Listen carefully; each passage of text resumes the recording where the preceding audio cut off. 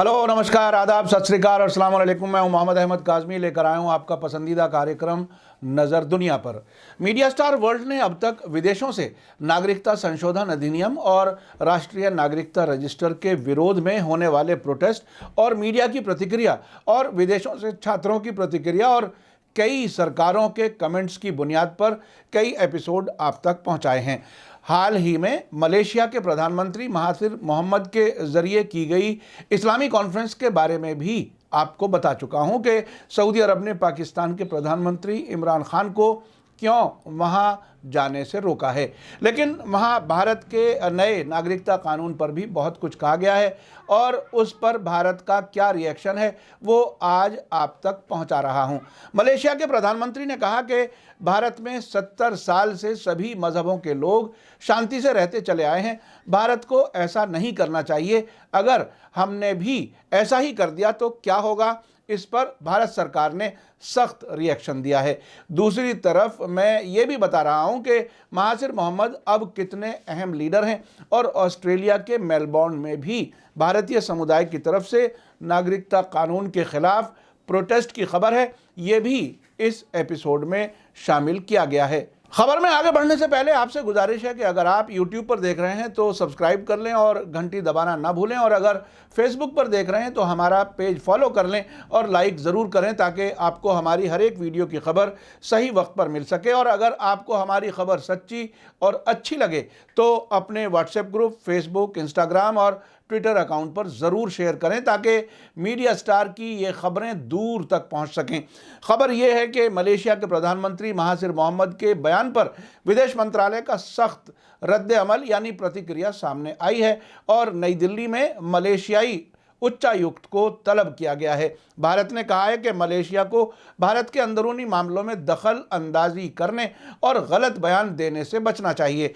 पिछले फ्राइडे को कुआलालंपुर में हुए इस्लामी सम्मेलन में मलेशिया के प्रधानमंत्री महाथिर मोहम्मद ने भारत के नागरिकता संशोधन कानून और राष्ट्रीय नागरिकता रजिस्टर NRC के बारे में कहा था कि भारत में सब लोग 70 साल से साथ रहते आए हैं, ऐसे में इस कानून की ज़रूरत ही क्या थी। भारतीय विदेश मंत्रालय की तरफ से उनके इस बयान पर रिएक्शन जताते हुए कहा गया है कि मलेशिया के प्रधानमंत्री ने एक बार फिर भारत के अंदरूनी मामले पर बयान दिया है। अब से पहले महाथिर मोहम्मद कश्मीर में संविधान के आर्टिकल 370 ख़त्म किए जाने पर भी भारत पर सख्त कमेंट कर चुके हैं। 24 सितंबर को महाथिर मोहम्मद ने संयुक्त राष्ट्र की आम सभा यानी यूनाइटेड नेशंस जनरल असेंबली में कहा था कि भारत ने कश्मीर पर कब्जा कर रखा है। मलेशिया के इस रुख को लेकर भारत ने सख्त प्रोटेस्ट किया था, जिस पर भारत और मलेशिया के बीच तनाव बढ़ गया था। यहाँ मैं आपको बता दूं कि हाल ही में मलेशिया की राजधानी कुआलालंपुर में इस्लामी कॉन्फ्रेंस हुई है, जिसमें अमेरिका और सऊदी अरब के पसंद के नहीं बल्कि ईरान के राष्ट्रपति हसन रूहानी, तुर्की के राष्ट्रपति रजब तैयब अर्दगान और कतर के अमीर तमीम बिन हम्माद अल सानी शरीक हुए थे।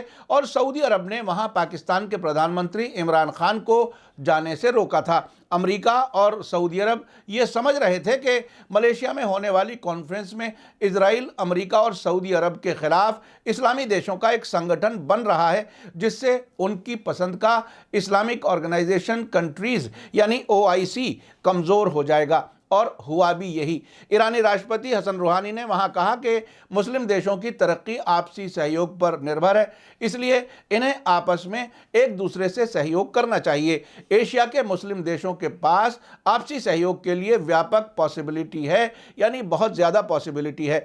आर्थिक, वैज्ञानिक, सांस्कृतिक, रक्षा और पर्यटन यानी फाइनेंशियल, साइंस, कल्चर, सिक्योरिटी और टूरिज्म, इनमें से हर एक मैदान में आपसी सहयोग से मुस्लिम देशों की सभी मैदानों में ताकत और असर बढ़ेगा। ईरान, मलेशिया, इंडोनेशिया, तुर्की और पाकिस्तान मुस्लिम देशों के अहम मुल्क हैं। इनमें से हर एक ने अलग अलग मैदानों में अहम तरक्की की है। ये मुल्क अपने तजुर्बों को साझा करके एक दूसरे की ज़रूरतों को पूरा करने के साथ साथ इंटरनेशनल फोरम पर भी एक असरदार ताकत बन सकते हैं। इस कुआलालंपुर कॉन्फ्रेंस में अमेरिका के डॉलर को भी कमजोर करने के मशवरे पर बात हुई। ईरान के प्रेसिडेंट हसन रूहानी का कहना था कि दुनिया में डॉलर की मोनोपोली, नस्ल भेद या वैज्ञानिक भेदभाव यानी साइंस की तरक्की का फायदा मुस्लिम देश ना उठा पाएं, जिसके तहत ईरान के न्यूक्लियर प्रोजेक्ट की मुखालिफत होती रही है, जैसी मोनोपोली वाली पॉलिसियों को देखते हुए मुस्लिम मुल्क आपसी सहयोग से आज की दुनिया में इस इंपीरियलिस्ट व्यवहार के असर को ख़त्म कर सकते हैं। मुस्लिम मुल्कों के बीच टेक्नोलॉजी के मैदान में सहयोग के लिए वित्तीय ज़रूरत यानी फाइनेंशियल नेसेसिटी, पैसे की ज़रूरत की भरपाई के लिए जॉइंट फंड बनाया जाए। दूसरा ये कि आर्टिफिशियल इंटेलिजेंस और साइबर सुरक्षा प्रौद्योगिकी यानी साइबर सिक्योरिटी टेक्नोलॉजी के मैदान में जॉइंट स्टडी सेंटर कायम किया जाए। और तीसरा, डिजिटल इकोनॉमी के मैदान में मुस्लिम मुल्कों के जॉइंट बाजार को कायम किया जाए। ईरान के प्रेसिडेंट का कहना था कि अगर इन सुझावों पर अमल हो जाए तो मुस्लिम देश एक असरदार सेंटर में बदल सकते हैं। मलेशिया के प्रधानमंत्री महाथिर मोहम्मद ने कॉन्फ्रेंस के मौके पर कहा कि ये शिखर सम्मेलन 2019 जो किया गया है वो किन्हीं भी मुल्कों में भेदभाव या अलग करने के लिए नहीं है, बल्कि उन प्रस्तावों और समाधानों यानी प्रपोजल्स और सॉल्यूशंस पर चर्चा करने की कोशिश है जो स्वीकार करने काबिल हों और उस पर अमल भी किया जा सके। उन्होंने आगे कहा कि इसके बाद हम इसे विचार के लिए बड़े मंच पर ले जाने की उम्मीद करते हैं। उनके मुताबिक शिखर सम्मेलन का मकसद धर्म पर चर्चा नहीं करना है, बल्कि मुस्लिम दुनिया के हालात जो उनकी नज़र में संकट का रूप ले चुके हैं उन पर बहस करना है। इससे यह साफ हो गया कि वो किसी से भी दुश्मनी लेना नहीं चाहते और सऊदी अरब को भी नाराज़ नहीं करना चाहते। इससे पहले पाकिस्तान के विदेश मंत्री शाह महमूद कुरैशी ने इस्लामाबाद में कहा था कि सऊदी अरब और संयुक्त अरब अमीरात ने इस शिखर सम्मेलन में इमरान खान के जाने पर एतराज़ जताया है।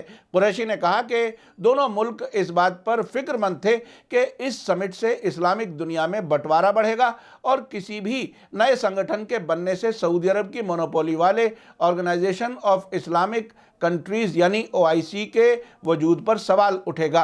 मलेशिया के प्रधानमंत्री महाथिर मोहम्मद ने सम्मेलन से पहले पत्रकारों से कहा था कि सऊदी अरब के किंग सलमान बिन अब्दुल अजीज़ इस पर खुश नहीं थे कि कुआलालंपुर समिट में इस्लामिक मुद्दों पर चर्चा हो। सऊदी अरब का मानना है कि इस्लामिक दुनिया के हितों और समस्या, इंटरेस्ट और प्रॉब्लम्स पर OIC के प्लेटफॉर्म पर ही बात हो, ना कि कोई और समानांतर संगठन खड़ा किया जाए। कॉन्फ्रेंस से पहले मलेशिया के प्रधानमंत्री महाथिर मोहम्मद ने एक बयान जारी करके कहा था कि कुआलालंपुर सम्मेलन एक गैर सरकारी संगठन की पहल पर आयोजित हो रहा है जिसे मलेशियाई सरकार का सपोर्ट हासिल है। उन्होंने कहा कि कुछ आलोचकों का ये मानना गलत है कि ये नया ब्लॉग बनाने के लिए है। प्रधानमंत्री मोहम्मद का कहना था कि मंगलवार को वीडियो कॉन्फ्रेंस के जरिए उन्होंने सऊदी किंग सलमान को भी सफाई दी है।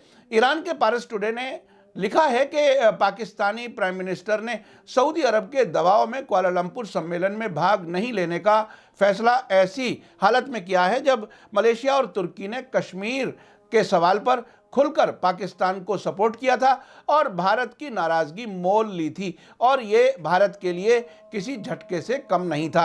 अब तक आप ये समझ चुके होंगे कि मलेशिया के प्रधानमंत्री महाथिर मोहम्मद मुस्लिम देशों के कितने अहम लीडर हैं। अमेरिका से जुड़े मुस्लिम मुल्कों की हालत बहुत ख़राब है और ग़ुलामों की कोई आवाज़ नहीं निकलती जब तक वाशिंगटन और तेल अवीव से अप्रूवल ना आ जाए, जबकि ईरान, तुर्की या कतर और मलेशिया अमेरिका के अप्रूवल का इंतज़ार नहीं करते। अगर मलेशिया की लाइन पर और भी मुस्लिम देश खुलकर बोलने लगे तो हमारे विदेश मंत्रालय के लिए बहुत मुश्किल हो जाएगा। इसी बीच ऑस्ट्रेलिया के शहर मेलबर्न से खबर है कि वहां भारतीय मूल के लोगों ने नागरिकता कानून और नागरिकता रजिस्टर के खिलाफ प्रदर्शन किया है और कहा है कि ऑस्ट्रेलिया सरकार समझती है कि सभी भारतीय मोदी के सपोर्टर हैं, जबकि ऐसा नहीं है। उन्होंने जो वहां नारे लगाए वो बहुत ही दिलचस्प थे।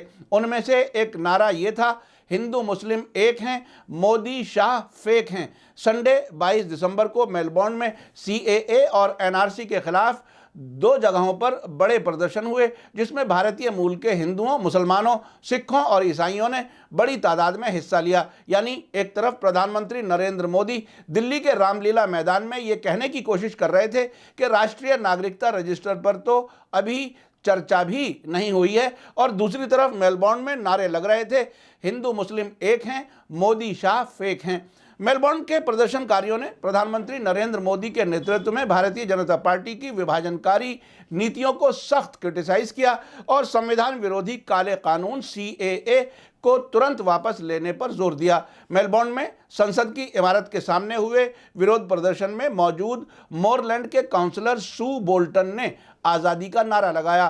साम्राज्यवाद और पूंजीवाद के खिलाफ ये नारा भारत और दुनिया भर में वायरल हो चुका है। मेलबोर्न में प्रदर्शनकारियों को एड्रेस करते हुए भारतीय मूल के मौलाना अबुल कासिम रिजवी ने कहा कि मोदी सरकार ने भेदभावपूर्ण कानून बनाकर भारतीय संविधान की रूह पर हमला किया है और यह सरकार देश की लोकतांत्रिक ढांचे के खिलाफ बड़ी साजिश रच रही है। उन्होंने कहा कि सुंदरता किसी गुलदस्ते की तरह उसकी विविधता में है, जिसे बड़ी चालाकी के साथ निशाना बनाया जा रहा है। लेकिन लोग अब होशियार हो चुके हैं और जिस तरह से उन्होंने अंग्रेज़ों के खिलाफ एकजुट होकर जद्दोजहद किया था और आज़ादी हासिल की थी, आज इन काले अंग्रेज़ों के मुकाबले में एकजुट होकर डट गए हैं और उन्हें भगाकर ही दम लेंगे। CAA और NRC का विरोध करने वाले जामिया मिलिया इस्लामिया और अलीगढ़ मुस्लिम यूनिवर्सिटी के स्टूडेंट्स पर पुलिस की बर्बरता के खिलाफ मेलबोर्न के फेडरेशन स्क्वायर पर ऑस्ट्रेलिया में भारतीय यूनिवर्सिटियों के सीनियर छात्रों ने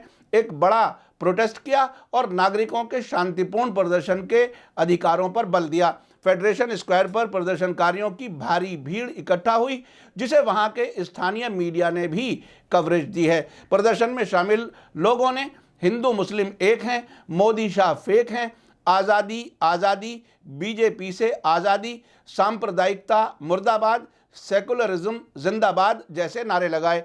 आपने देखा कि विश्व भर में भारत के इस नागरिकता कानून के खिलाफ कितना गुस्सा है और यहाँ प्रधानमंत्री 10 दिन तक प्रोटेस्ट और तकरीबन 20 लोगों की जान जाने के बाद कह रहे हैं कि राष्ट्रीय नागरिकता रजिस्टर पर तो अभी सरकार के अंदर भी चर्चा नहीं हुई है, जबकि गृहमंत्री और भाजपा अध्यक्ष अमित शाह ने पार्लियामेंट में सीना ठोक कर कहा था कि NRC पूरे देश में लागू होकर रहेगी। आखिर किस पर भरोसा किया जाए, ये एक बड़ा सवाल है। मेरा कार्यक्रम कैसा लगा कमेंट्स में ज़रूर लिखें। इसी के साथ मुझे दीजिए इजाज़त। धन्यवाद, थैंक यू, शुक्रिया। जय भारत, जय हिंद।